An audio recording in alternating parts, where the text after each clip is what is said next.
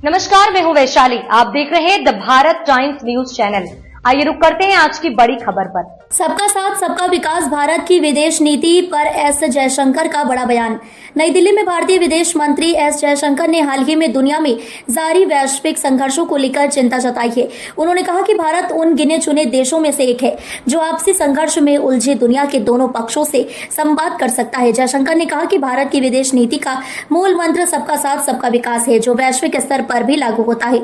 भारत के पास सभी से बात करने की क्षमता। जयशंकर विदेश मंत्री एस जयशंकर ने एक कार्यक्रम को संबोधित करते हुए कहा कि मौजूदा समय में दुनिया विभिन्न गुटों में बटी हुई है, लेकिन भारत उन कुछ देशों में शामिल है जो सभी पक्षों के साथ संवाद कर सकता है।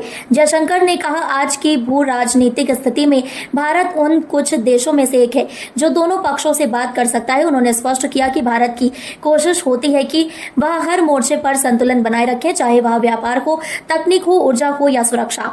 रूस, यूक्रेन और इजराइल ईरान विवाद में भारत की भूमिका।